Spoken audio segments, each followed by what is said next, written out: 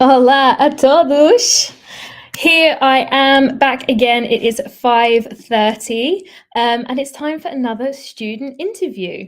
So I hope that this is all working well and sounding good. I hopefully have a thumbs up from my team that everything is working. Excellent. All right. So yeah, live is always a little bit exciting. You never quite know what's going to happen, but I think that we are all prepared and happy. And I've got a really brilliant story to share with you today. So as you know, I love to share these stories about people who have moved to Portugal and managed to get to a conversational level in Portuguese because we want to inspire all of you guys to do the same. And I'm not going to lie to you, it's a very big challenge, but it really isn't impossible. And so that's what I'm here to kind of demonstrate to you today with my student, Alexia. So we are going to talk all about her journey, where she started, where she's at now, how she got there, because we really want to encourage as many of you guys as possible to start learning the language because it really will make a difference to the kind of life you're able to live in Portugal. Yes, lots of people speak English, especially if you're living in a city, but as you know, if you follow me, I really do believe it can make a major difference to your quality of life here, the experiences you can have, the friendships you can form. And Alexia is going to be demonstrating that today. So if you're tuning in, you probably do already know who I am.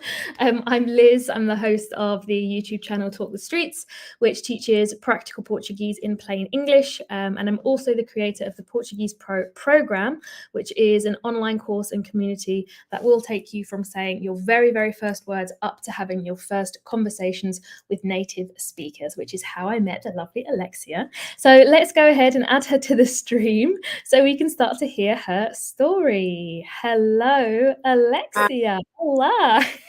Olá, tudo bem? Tudo ótimo, obrigada. Thank you so much for doing this. You have come so far with your Portuguese. Obviously, that's the reason why we wanted to share your story today. You've already put in so much work, inspired others within our own community, but today it's time for you to inspire the wider world as well. So let's start at the beginning. I know who you are, but could you tell us a bit more about who you are and why you decided to learn Portuguese? Yeah, thank you so much for having me, first of all. And hi, everyone. My name is Alexia. I live here in Lisbon with my husband, our two kids. I was a social justice attorney in California. I was originally born in Brazil, raised in Boston, and then adult life in California. And we were ready for a change, ready for a move. We had a short list of where we would leave the USA for. And for me, it was very important that it was either Portuguese or Spanish. I'm also half Venezuelan. So Portugal checked all of our boxes, and we ended up doing a luggage-only move almost 2 years ago. And so now we are here, and we've been in Lisbon. Right now, we're on the outskirts of it, but in the beginning, we lived like closer to the center. And so, yeah, learning Portuguese was essential. Brilliant. So, what was it about Portugal that really attracted you, and why did you decide that learning Portuguese was important when so many people do come and they don't learn? For me, well, my great grandparents were from Portugal, and they went to Brazil, went to the U.S., and so I felt like culturally part of the reason we were moving was to give my children some of that culture. Which is why the language was also important. But we really just fell in love with Portugal, with the people, with the diversity of the country. Just everyone's so sweet and nice, and so it was very important for us to also speak the language so that we could live like locals and be part of the community and have really the infusion of the culture, not just sort of live like permanent tourists. Oh, yeah, I like that phrase, living like permanent tourists. It is true that some people do that. So that's really great, and that's really inspiring, especially since it's, also setting an example for your kids here as well.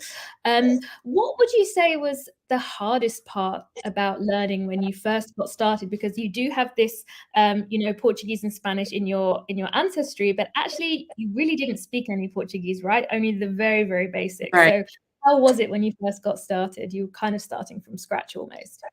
Exactly. It was very, very difficult because I thought maybe some of the little Portuguese I had been exposed to would be useful and or my Spanish. But once the first time I was here, European Portuguese was like a complete foreign language. I realized I didn't understand any of it. And even as I started learning, if I could maybe memorize short phrases, and I had done all of your free videos, of course, but then the second anyone spoke back to me, I had no idea what they were saying or then how to take it one step further.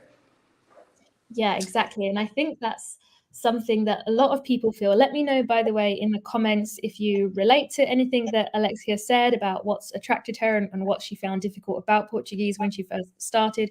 And if you have any questions for Alexia as well, please drop them in the chat and we will try and get to a few of those at the end.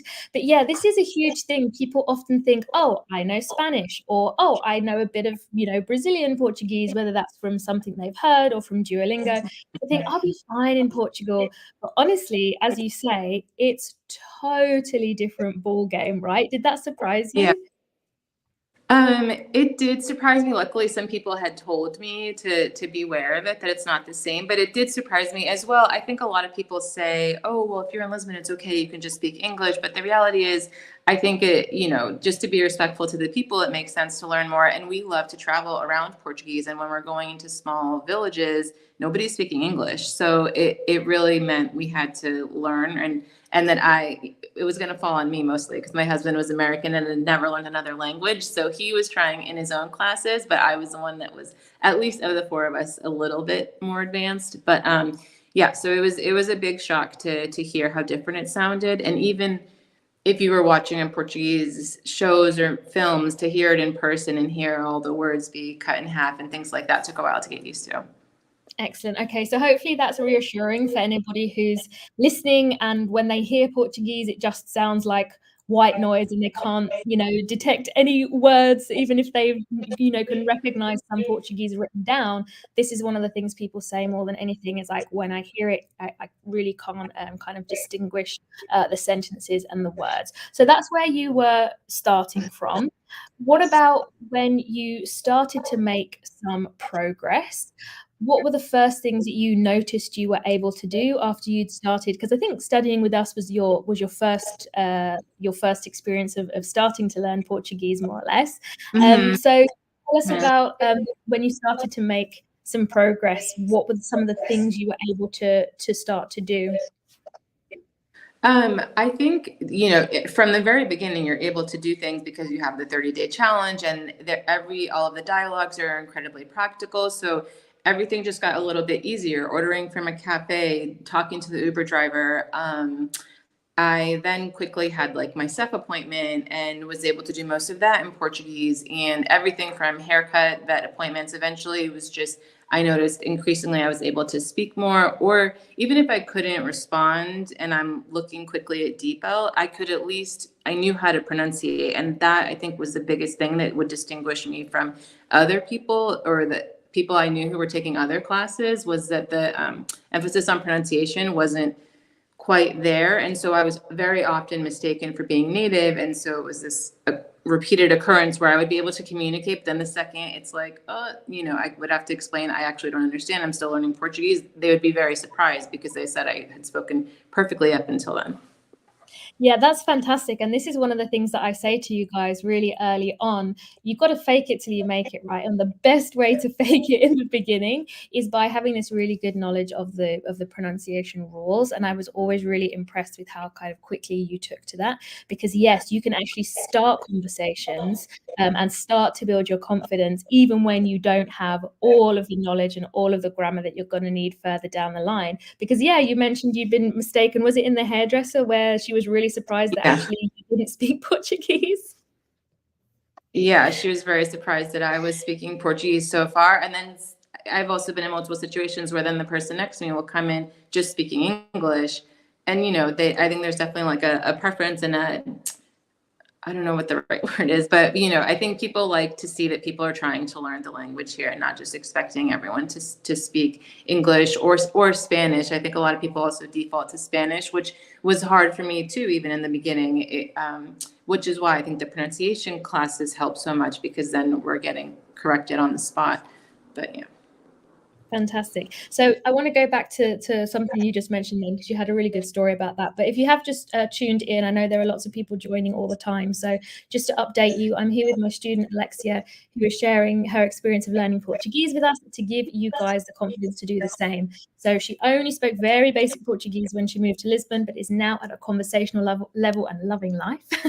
So if that's something that you want to do, you just need to go to talkthestreets.com/apply to see if you qualify for an application call to hopefully come and join us inside the program. It does take a couple of days to get back to you, but if this sounds good and you want to find out more, that is where you need to go and what you need to do. So I wanted to touch on your CEF appointment you mentioned. So everyone dreads the bureaucratic appointments, right? So you mentioned that you'd had a slightly easier time because you'd started the conversation in Portuguese, right? You now actually do see people turning people away if they don't speak Portuguese. What was your experience there, and how did speaking Portuguese make it easier for you? On my end, you cut out a little bit, but I Oh. caught the end of it for my self appointment. Mhm. Yeah, I had gone with my daughter, and it was a whole fiasco, as are most of those appointments. But I had practiced some phrases, looked some things up, and a lot of it is simpler language too. So we were able to do most of the appointment in Portuguese. Eventually, it reached the part where I needed help, and somebody helped us in English. We kept going, and then the person next to me sat down and immediately started speaking English, and the woman who had just helped us refused to help him and said, we only speak Portuguese here. He got a very long lecture, and my daughter was like, Mom, but she does speak English. But eventually she was helpful, but still it was a very clear example of where speaking the language and even trying, even though it wasn't perfect, even though eventually there was something I didn't understand and couldn't use my app to translate, it was very helpful. Yeah, I think that's so important to know, because even if you can't, as you say, even if you reach a certain point where your vocabulary fails you or you need some help, at least having started the conversation and feeling somewhat bit more prepared and more confident with your Portuguese going into it is going to go a long way to making those kind of things less stressful, because I've talked about it on my channel a lot and recently as well. You really do need to prepare for when you're dealing with things with the state and with bureaucracy. So I think you did a really good job there. So well done. You also mentioned that you're really enjoying traveling with your family, and as you say, once you leave the city, it becomes a lot more important to speak Portuguese.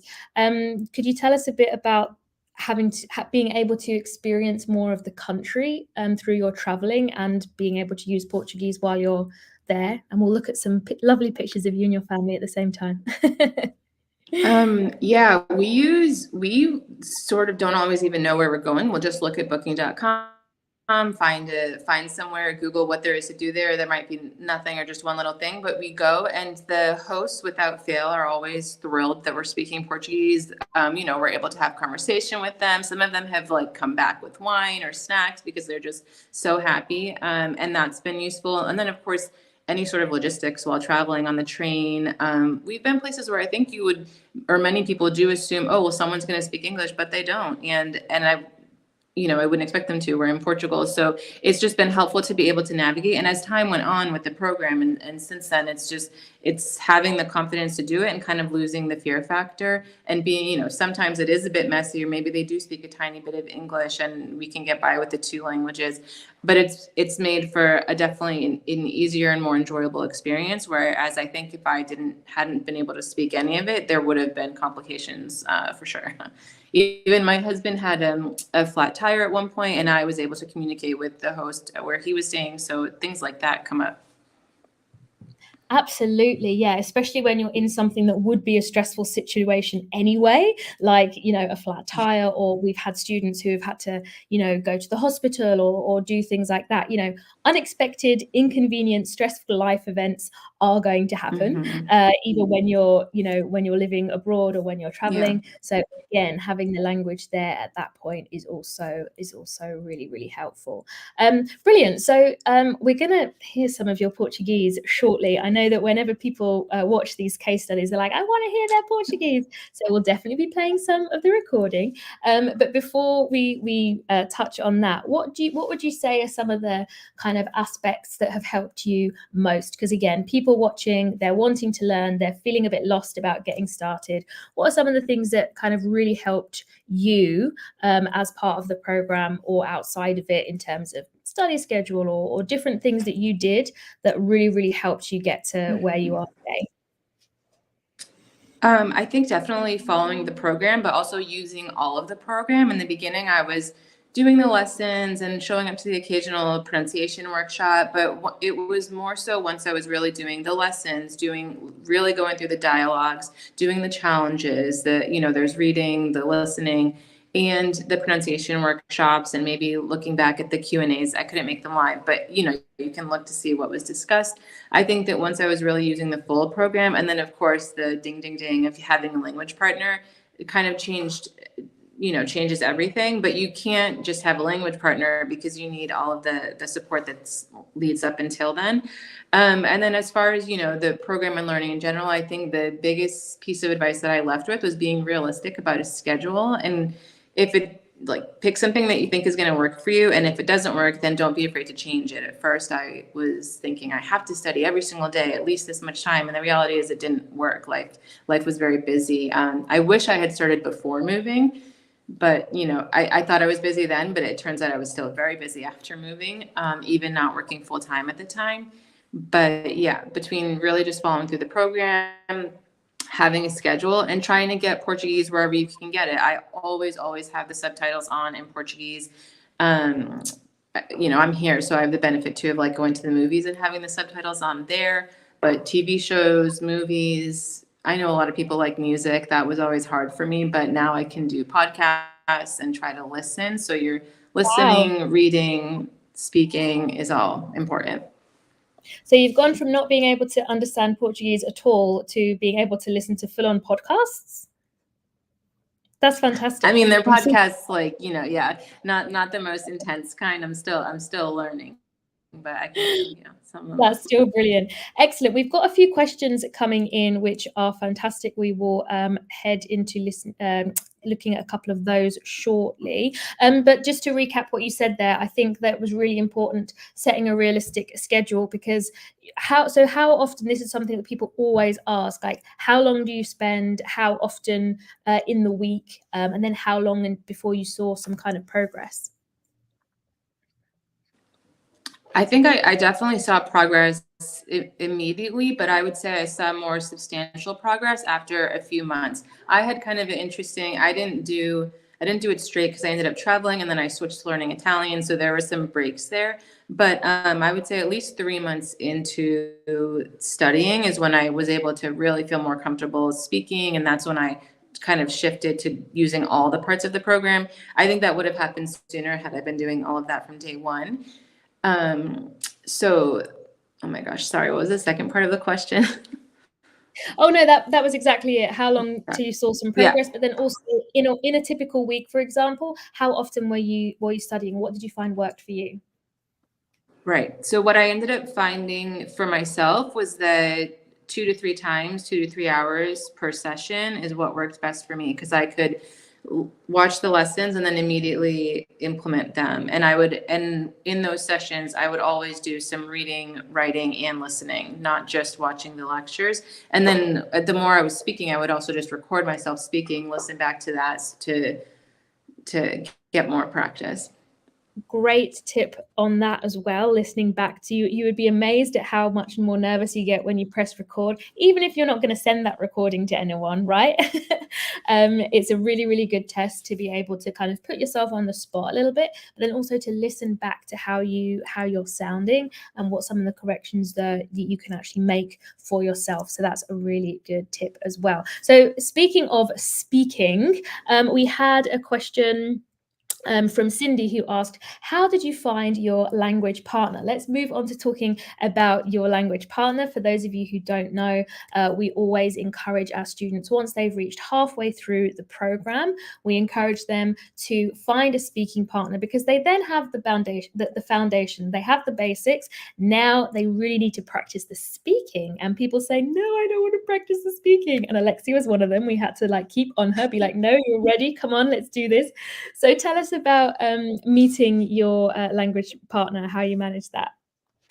Yeah, so there, I mean, you say this all the time, but there really are a million ways to meet language partners, and a lot of them are online. I had tried some of them, but not had luck, or it started, but then things would fizzle out. And so my son and I, every Sunday, got acai. It was our thing. And the woman there, who's now my good friend, Jessica, she and I would chat. And so she would speak in English, I would speak in Portuguese, such a little bit, right? We're literally ordering acai, and then eventually we would chat a little bit more. And eventually, I was talking about how I'm in the classes, but I'm at this point where I need a language partner, but I have no idea. And she was Brazilian as well.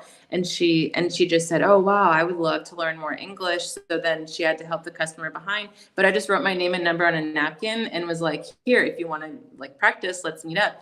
And then we just did. So we started meeting up from there and speaking. And so now, and it ended up being, it's obviously she's speaking Brazilian Portuguese, which is different, but she had been living here, so knew some of the differences as well. And I was able to maintain the Portuguese accent. Fantastic. Yes, because that's another question I get often, and somebody else has also asked that. Dagmar Metzler has also asked, when I find a language partner, should they be from Portugal, not Brazil? I mean, tell us about your experience with that and how that has kind of affected things, because as you know, I say, doesn't matter, just make sure it's Portuguese.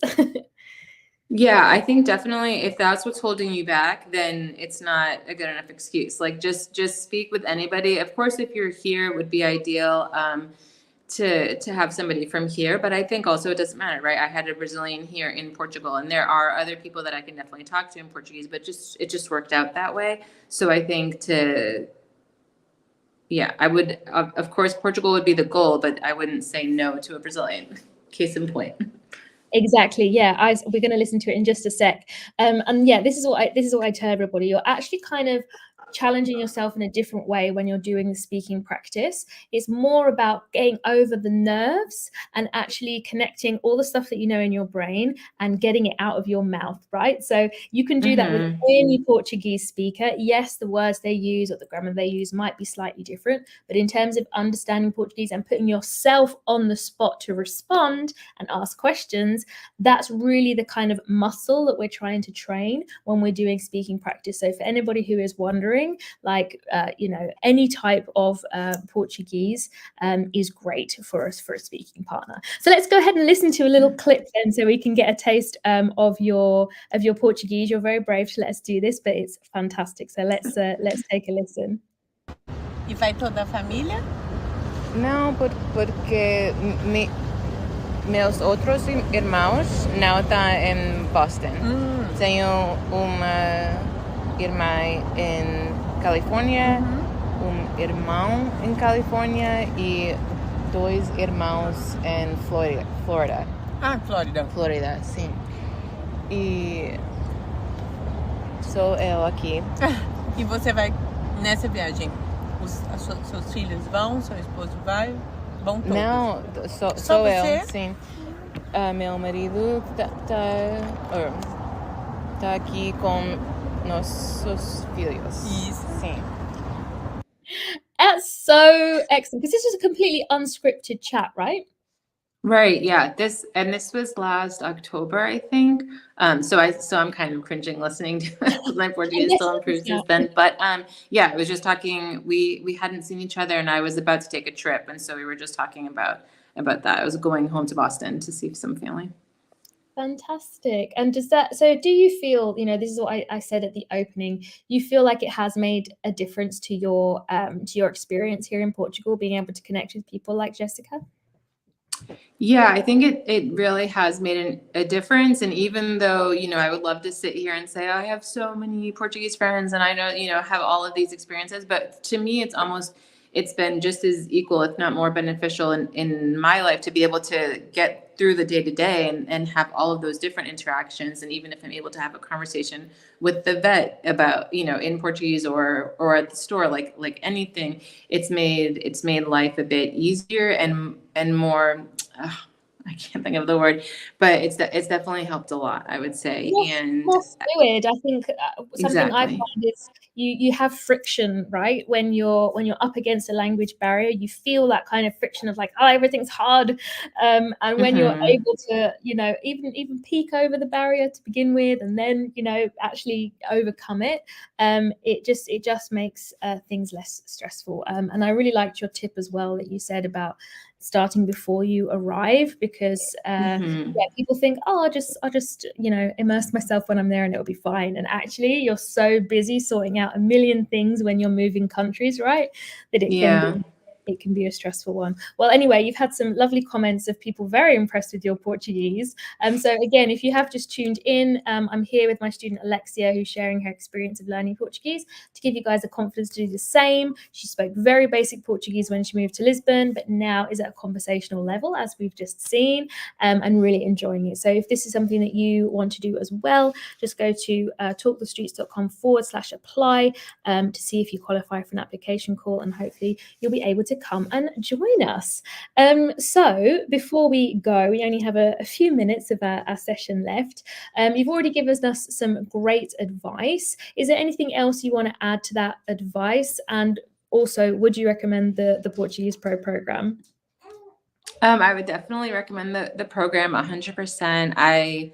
Even within my family, my husband and kids have tried other things. They've tried tutors, they've tried in-person classes. I'm about to do an in-person intensive for B1, but I do think that so in comparing, I do feel like this was the best program to do and the most comprehensive, not only in what you get, but all of the options that you have and being able to do the workshops and do the challenges. There's just so much packed in, and it really is, curated very thoughtfully for a reason. So I definitely recommend it. And I think, I feel like my advice would be don't wait until you move, because things are just going to be much busier when you move. And also maybe if you have been here and you're just wondering, oh, do I really need to know? I think yes. Like if you live in Portugal, I'm a firm believer that you should learn the language. And I think this is a great level to be at, once you finish this program, and it will just make your life easier. It will give you more opportunity. You can meet more people. There's just so much that can happen. And do you feel a sense of achievement from having come as far as you have? Yes, definitely. It's funny because I remember at the end of those 10 minutes, I was so emotional. I was so excited. I couldn't believe it. And I was sick that day, but I was still able to pull it off. And now when I listen to it, I'm like, oh my gosh, that was horrible. but like now I'm so much better. But it's amazing because I would have never had that confidence to even have that 10 minutes if I wasn't in the program, if I wasn't getting the support from you and Eduardo and, the community itself. It was really nice to have that throughout, and then have that final push to actually do the 10 minutes and then realize like, oh, I can do that. And so now I can keep going. Fantastic. Brilliant. We've also got some students in the comments. Wonderful. They are backing you up and saying, yes, they really love the program, which is lovely to see. One quick question before we wrap up. Someone's asked, aside from DeepL on your cell phone, what other tools are critical when out in public speaking? Are there any other like apps or tricks that you rely on when you're out and about using your Portuguese? Honestly, for speaking, that's the one I rely on the most, but I have Lingui. I have a bunch that I use, but I feel like when I'm out, that's the one that definitely was and probably still is used the most compared to the other ones. The other ones would use more if I'm writing something or trying to get context for a word, but definitely DeepL. And then, for app-wise. So Drops is a good one for while you're learning, but it's very limited. Okay. And for DeepL, do you simply just write out what it is that you want to say, and do you listen to it via DeepL, or once you have the translation, are you then able to pronounce it pretty well yourself without any more help? Oh, I always listen to it just to double check, but I feel like, it's pretty solid. I'm definitely way more comfortable, and I use it a lot less. I think I I used to feel like I had to memorize everything, and now I'm at the level where I know most of what I want to say depending on what it is, and then maybe I'm only using it because they explain something and I don't know a specific word. But I don't use it as much. And even with my lunches with Jessica, in the beginning, I had the app out at all times, and now we can get through, most of our hangouts without needing to check too many words. That's fantastic. And now you have like really long lunches together, right? It's gone from just a little chat at the acai shop to actually spending time together. Yeah, That's yeah, it's really great. She's awesome. That's wonderful. All right. Well, that is all we have time for. But thank you so, so much for joining me, Alexia. I know that you will have inspired a lot of people today. And once again, if you do want to do this too, I would love to help you. We want you to speak Portuguese. We want to unlock so much more of Portugal to you, and to make you feel, really at home here. So please do apply to Portuguese Pro, talkthestreets.com/apply. We do have a little bit of a wait list, but we always get through the applications as soon as we can. And we would love to see some of you guys there. So yeah, I will have to say ciao for now. Até a próxima. Alexia, keep loving life. And I'll see you soon in a workshop. All right. Beijinhos. Thank you so much to everyone for tuning in. And I will see you next time or on my channel very, very soon. Muito obrigada. Beijinhos a todos. E tchauzinho. Tchau, tchau. Boa noite.